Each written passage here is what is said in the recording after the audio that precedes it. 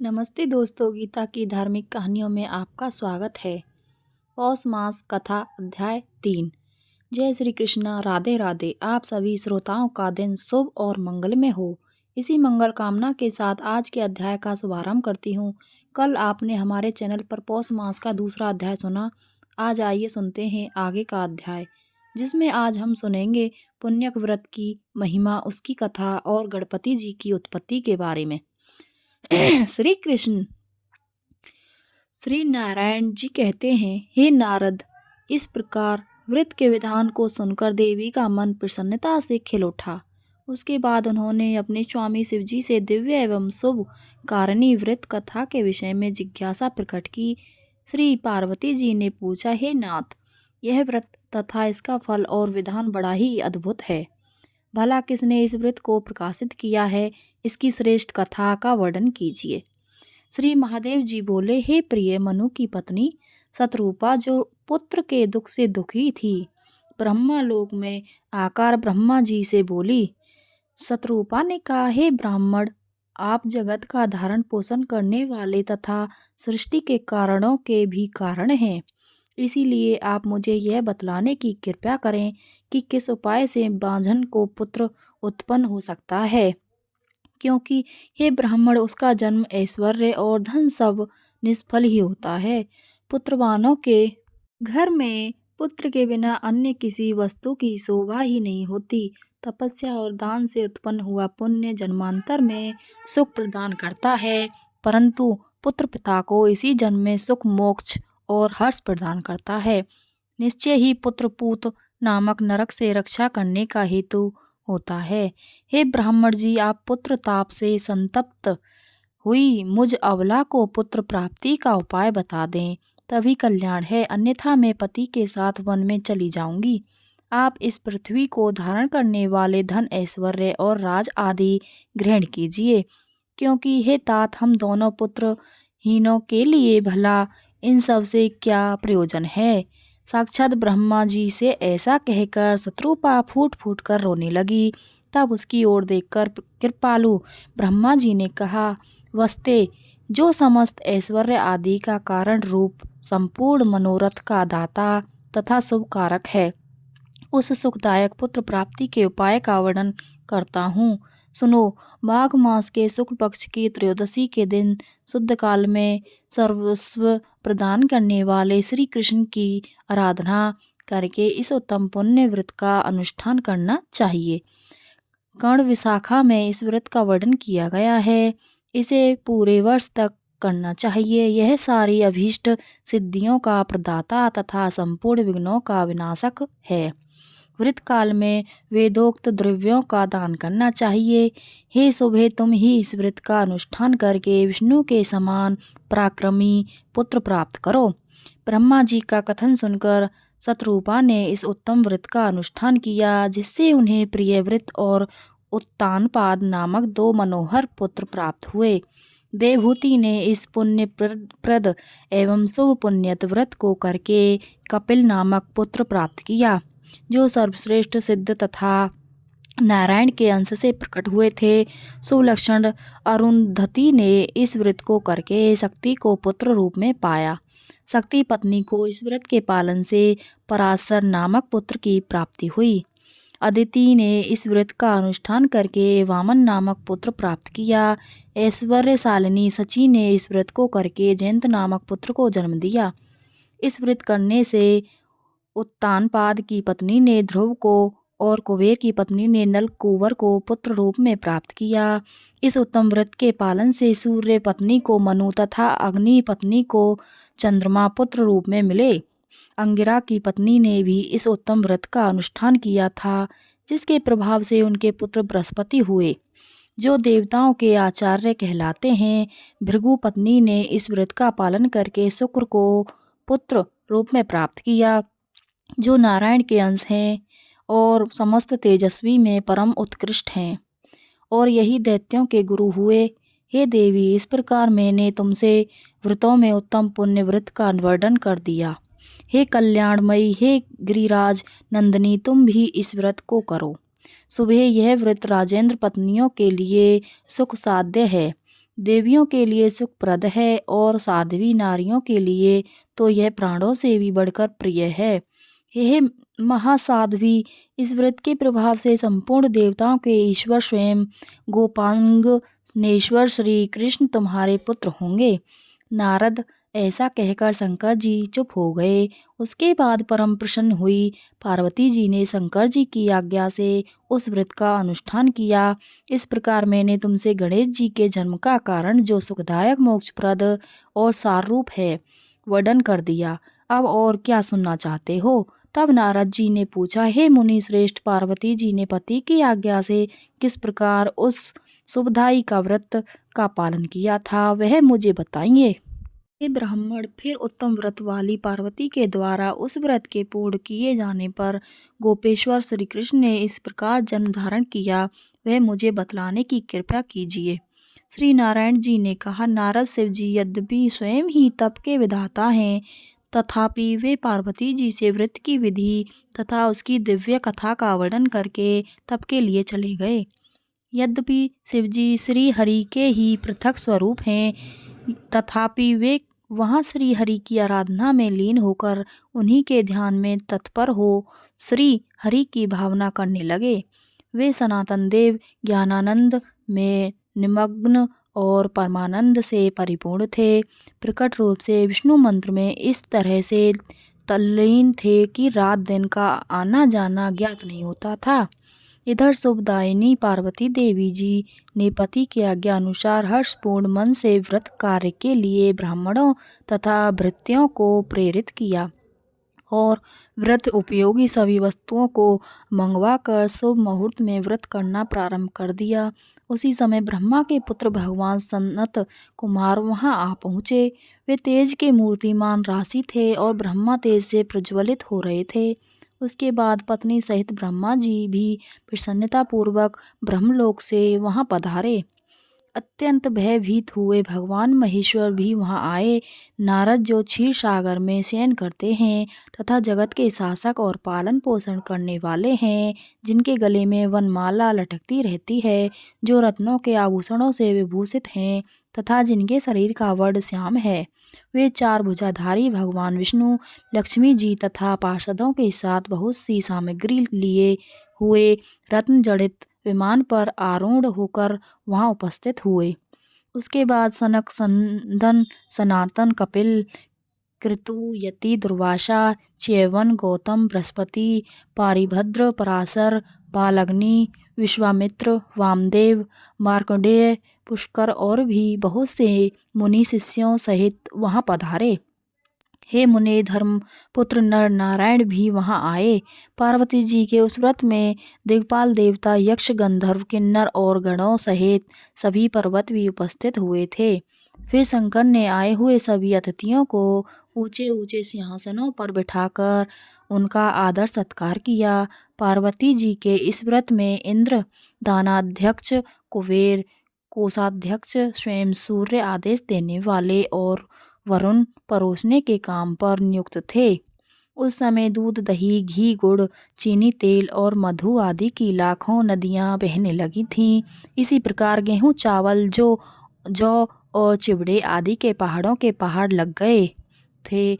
हे महामुने, पार्वती जी के व्रत में कैलाश पर्वत पर सोना, चांदी, मूंगा और मड़ियों के पर्वत सरीखे ढेर लगे हुए थे। लक्ष्मी जी ने भोजन तैयार किया हुआ था, जिसमें परम मनोहर खीर, पूड़ी, अघनी का चावल और घी से बने हुए अनेक तरह तरह के व्यंजन थे। देव ऋषि गणों के साथ स्वयं नारायण जी ने भोजन किया। उस समय 1,00,000 ब्राह्मण परोसने का काम कर रहे थे।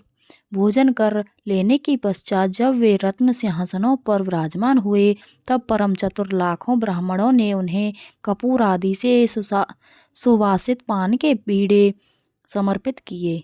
हे ब्राह्मण देव, ऋषियों से भरी हुई उस सभा में जब क्षीर सागर में शयन करने वाले भगवान विष्णु रत्न जड़ित सिंहासन पर आसीन थे, तब प्रसन्न मुख वाले पार्षद उन पर श्वेत चवन डोला रहे थे। ऋषि, सिद्ध तथा देवगण उनकी स्तुति कर रहे थे।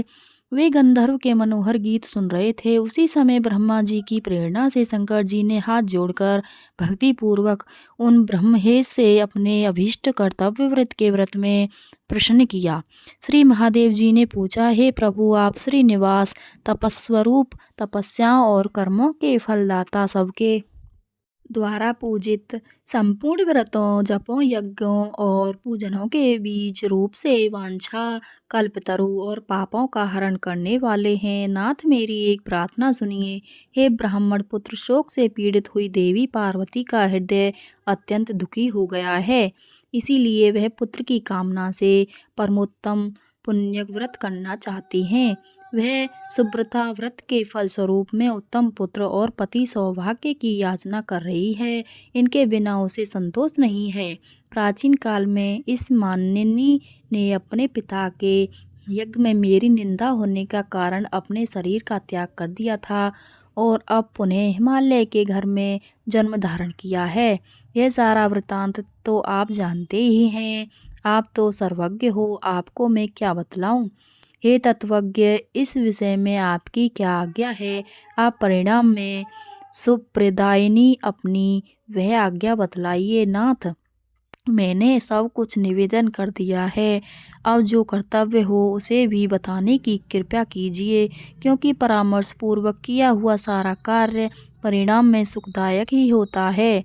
श्री नारायण जी कहते हैं, हे नारद, उस सभा में ऐसा कहकर भगवान शंकर ने कमलापति विष्णु की स्तुति की और फिर ब्रह्मा के मुख की ओर देखकर वे चुप हो गए।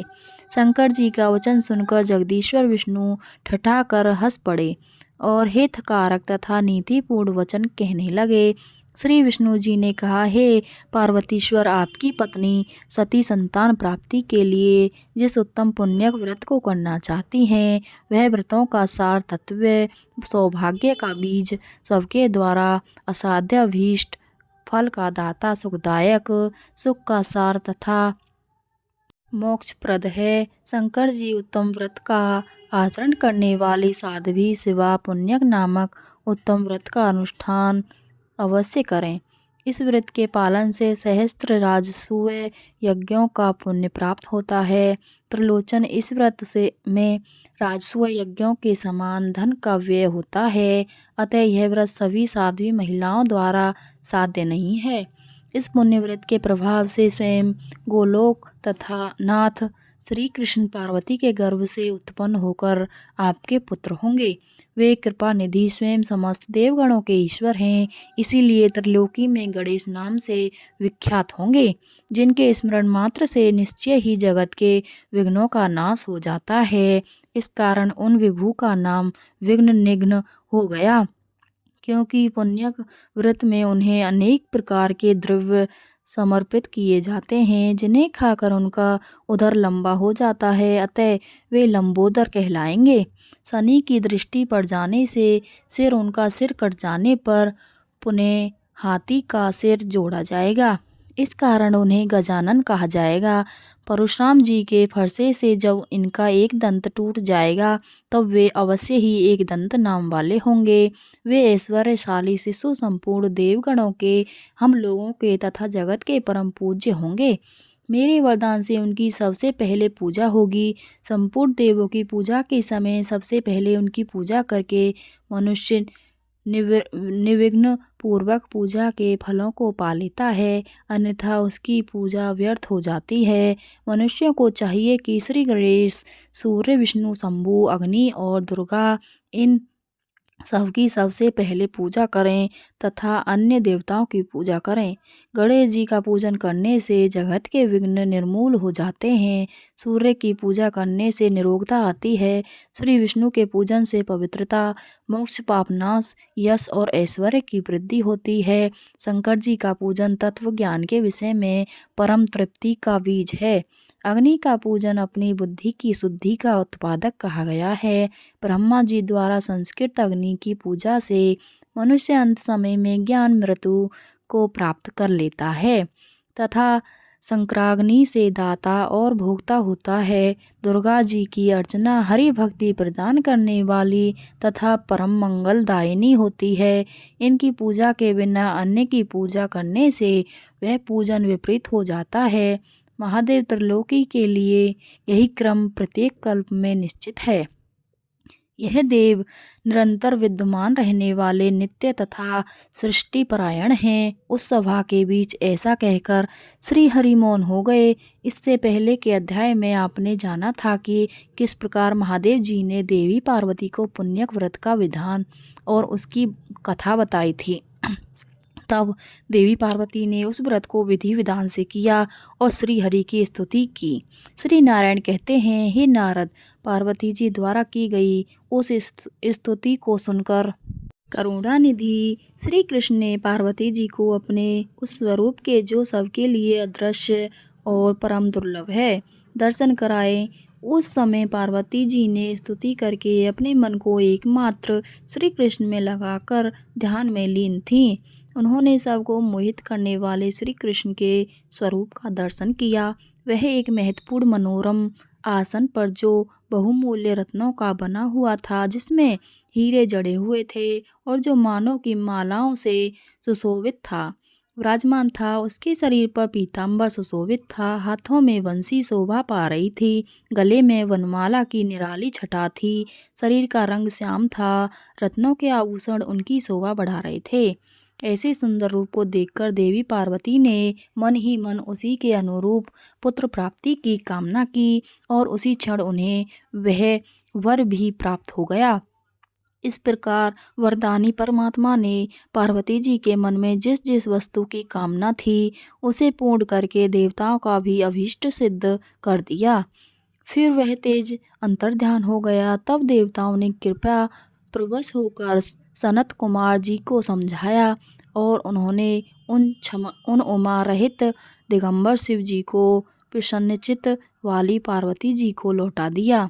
फिर तो विश्व को आनंदित करने वाली देवी पार्वती ने ब्राह्मणों को अनेक प्रकार के रत्न और भिक्षु और बंधियां को स्वर्ण दान किया। ब्राह्मणों, देवताओं और पर्वतों में को भोजन कराया। सर्वोत्तम उपहारों द्वारा शंकर जी की पूजा की, बाजे बजवाए, मांगलिक कार्य करवाए। इस प्रकार देवी ने व्रत को समाप्त करके परम उल्लास के साथ दान देकर सबको भोजन कराया। फिर अपने स्वामी शिव जी के साथ स्वयं भी भोजन किया। इसके बाद उत्तम पान के सुंदर बीड़े जो कपूर आदि से सुवासित थे, बारी बारी से सबको देकर शिव जी के साथ स्वयं भी खाया। फिर पार्वती जी एकांत में भगवान शंकर के साथ विहार करने लगी। इसी बीच में एक ब्राह्मण दरवाजे पर आया।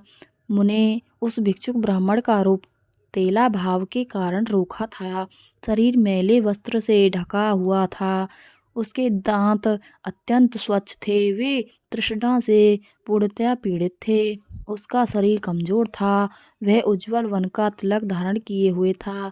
उसका स्वर बहुत दीन था और दीनता के कारण उसकी मूर्ति कुत्सित थी। इस प्रकार के उस अत्यंत और दुर्लभ ब्राह्मण ने अन्न की याचना करने के लिए दरवाजे पर डंडे के सहारे खड़े होकर महादेव जी को पुकारा। ब्राह्मण ने कहा, महादेव, आप क्या कर रहे हैं? मैं 7 रात तक चलने वाले व्रत को समाप्त होने पर भूख से व्याकुल होकर भोजन की इच्छा से आपकी शरण में आया हूँ। मेरी रक्षा कीजिए। हे तात, आप तो करुणा के सागर हैं, इसीलिए मुझ जराग्रसित और तृष्णा से अत्यंत पीड़ित वृद्ध की ओर जरा देखिए तो सही। हे महादेव, आप क्या कर रहे हैं? माता पार्वती, उठिए और मुझे सुवासित जल और अन्न प्रदान कीजिए। हे गिरि राजकुमारी, मुझ शरणागत की रक्षा कीजिए। माता ओमता, आप तो जगत की माता हो, फिर मैं जगत से बाहर थोड़े ही हूँ, इसीलिए शीघ्र आओ। भला अपनी माता के रहते हुए मैं किस प्रकार भूखे से पीड़ित हो रहा हूँ। ब्राह्मण के दीन वाणी सुनकर शिवजी पार्वती जी उठे। उसी समय शिवजी का शुक्रपात हो गया। वे पार्वती जी के साथ द्वार पर आए। वहां उन्होंने उस अत्यंत वृद्ध ब्राह्मण को देखा जो वृद्ध अवस्था से अत्यंत पीड़ित था। उसके शरीर में अत्यंत झुर्रियाँ पड़ गई थीं। वह डंडा लिए हुए था, उसकी कमर झुक गई थी। वह तपस्वी होते हुए भी अशांत था। उसके होठ, कंठ और तालू सूख गए थे। वह बड़ी ताकत लगाकर उन दोनों को प्रणाम और उनकी स्तुति कर रहा था। उसके अमृत से भी उत्तम वचन सुनकर नीलकंठ महादेव जी प्रसन्न हो गए। तब वे मुस्कुराकर परम प्रेम के साथ उससे बोले, वेदाताओं में श्रेष्ठ विप्रवर, इस समय मैं यह जानना चाहता हूँ कि आपका घर कहाँ पर है और आपका नाम क्या है, जल्दी बतलाइए। देवी पार्वती जी भी बोली, हे विप्रवर, कहाँ से आपका आना हुआ है? मेरा परम सौभाग्य था जो आप यहाँ पधारे हैं। आप ब्राह्मण अतिथि होकर मेरे घर पर आए हैं, इसीलिए आज तो मेरा जन्म भी सफल हो गया। हे ब्राह्मण देवता, अतिथि के शरीर में देवता, ब्राह्मण और गुरु निवास करते हैं, इसलिए जिसने अतिथि का आदर सत्कार कर लिया उसने मानो तीनों लोकों की पूजा कर ली। और अतिथि के चरणों में तो लगभग तीर्थ भी विद्यमान होते हैं, इसलिए अतिथि के चरण प्रक्षालन के अर्थात और पैर धोने वाले जल से निश्चित ही समस्त तीर्थों का फल भी प्राप्त हो जाता है। जिसने अपनी शक्ति के अनुसार यथोचित रूप से अतिथि की पूजा कर ली, उसने मानो सभी तीर्थ से स्नान कर लिया और सभी यज्ञों में दीक्षा ग्रहण कर ली। इसीलिए कहते हैं, अतिथि देवो भव। भारतवर्ष में भक्ति पूर्वक अतिथि का पूजन जिसने कर लिया, उसके द्वारा मानो धरती पर संपूर्ण महादान कर लिए गए हों। क्योंकि वेदों में वर्णित जो नाना प्रकार के पुण्य हैं, वे और उनके अलावा अन्य पुण्य कर्म भी अतिथि सेवा की 16वीं कला की बराबरी भी नहीं कर सकते। इसीलिए जिसके घर से अतिथि अपमानित होकर लौट जाता है, उनका आदर सत्कार नहीं करता, उस गृहस्थ के पितर देवता सभी अपमानित होकर उस अतिथि के पीछे पीछे चले जाते हैं। जो अपने अभीष्ट अतिथि की पूजा अर्चना नहीं करता, उनका आदर सत्कार नहीं करता, वह बड़े बड़े पापों को प्राप्त कर लेता है। जिसे सुनकर ब्राह्मण देवता कहने लगे, हे वेदज्ञ, आप तो वेदों के ज्ञान से संपन्न हैं, इसलिए वेदोक्त विधि से पूजन कीजिए। माता, मैं भूख से प्यास से पीड़ित हूँ। मैंने श्रुतियों में ऐसा भी सुना है कि जब मनुष्य व्याधि युक्त आहार रहित और उपवास व्रत होता है, तब वह अपनी इच्छा के अनुसार भोजन करना चाहता है। पार्वती जी ने पूछा, हे ब्राह्मण देवता, आप क्या भोजन करना चाहते हैं? अगर वह त्रिलोकी में परम दुर्लभ होगा तो भी आज मैं आपको जरूर खिलाऊंगी। आप बस मेरा जन्म सफल कीजिए। ब्राह्मण ने कहा, हे देवी, मैंने सुना है कि उत्तम व्रत पारायण आपके पुण्य वृत्त में सभी प्रकार का भोजन एकत्रित किया है, इसलिए उन्हीं अनेक प्रकार के मिष्ठानों को खाने के लिए मैं यहाँ पर आया हूँ। मैं तो आपका पुत्र हूँ। जो मिष्ठान तीनों लोकों में दुर्लभ है, उन पदार्थों को मुझे देकर आप सबसे पहले मेरी पूजा करें। साध्वी वेदवादियों का कहना है, पिता 5 प्रकार के होते हैं, माताएं अनेक तरह की कही जाती हैं, पुत्र भी 5 प्रकार के कहे जाते हैं। यानी पुत्र के भी 5 प्रकार हैं। विद्यादाता अर्थात गुरु, अन्नदाता, भय से रक्षा करने वाला जन्मदाता, और कन्यादाता, ये मनुष्यों के वेदोक्त पिता कहे गए हैं। गुरु, पत्नी, जननी, स्तनदात्री अर्थात धाय, पिता की बहन अर्थात बुआ, माता की बहन अर्थात मौसी, सौतेली माता, अन्न प्रदान करने वाली, और पुत्र वधू, यह भी माताएं कहलाती हैं। भृत्य, शिष्य, दत्तक, वीर्य से उत्पन्न अर्थात औरस और शरणागत, यह 5 प्रकार के पुत्र हैं। इनमें 4 धर्मपुत्र कहलाते हैं और 5वां पुत्र धन का भागी होता है। माते, मैं आप पुत्र हिना का ही अनाथ पुत्र हूँ। वृद्ध अवस्था से ग्रस्त हूँ और इस समय भूख प्यास से पीड़ित होकर आपकी शरण में आया हूँ।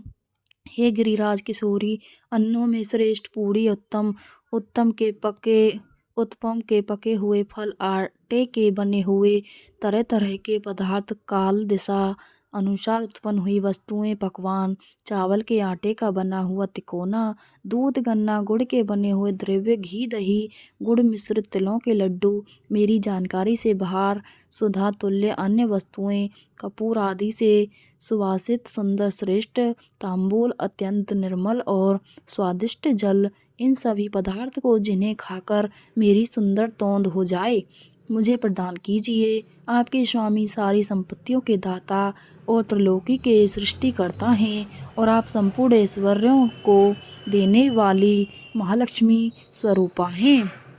इसलिए आप मुझे रमणीय सिंहासन, अमूल्य रत्नों के आभूषण, अग्नि शुद्ध सुंदर वस्त्र, अत्यंत दुर्लभ श्री हरि का मंत्र, श्री हरि में सुदृढ़ भक्ति, मृत्युंजय नामक ज्ञान, सुख प्रदायिनी दान शक्ति और सिद्धि दीजिए। हे सती माता, आप ही सदा श्री हरि की प्रिय और सर्वस्व प्रदान करने वाली शक्ति हैं। इसलिए आपके लिए भला अपने पुत्र के लिए कौन सी वस्तु अदेय है। मैं उत्तम धर्म तपस्या में लगे हुए मन को अत्यंत निर्मल करके सारा कार्य करूँगा, परंतु जन्म हेतु कामनाओं में नहीं लगूँगा, क्योंकि मनुष्य अपनी इच्छा से कर्म करता है। कर्म से भोग की प्राप्ति होती है और वे भोग शुभ और अशुभ दो प्रकार के होते हैं और वही दोनों सुख और दुख के कारण होते हैं। जगदम्बिके ना किसी से दुख होता है और ना सुख, सब अपने अपने कर्म का ही भोग होता है। देवी, आपकी तपस्या और पूजन तो लोक शिक्षा के लिए है, क्योंकि आप नित्य स्वरूपा सनातनी देवी हैं और समस्त कर्मों का फल प्रदान करने वाली हैं। प्रत्येक कल्प में श्री कृष्ण गणेश रूप से आपके पुत्र बनकर आपकी गोद में आते हैं। ऐसा कहकर वे ब्राह्मण तुरंत ही अंतर्ध्यान हो गए। वे परमेश्वर इस प्रकार अंतर्ध्यान होकर बाल रूप धारण करके महल के भीतर स्थित पार्वती जी की सैया पर जा पहुँचे और जन्मे हुए बालक की तरह घर की छत के भीतरी भाग की ओर देखने लगे। उस बालक के शरीर की आभा अत्यंत सुंदर और शुद्ध चंपक के समान थी। उसका प्रकाश करोड़ों चंद्रमाओं की तरह उद्दीप्त था। सब लोग सुखपूर्वक उसकी ही ओर देख सकते थे।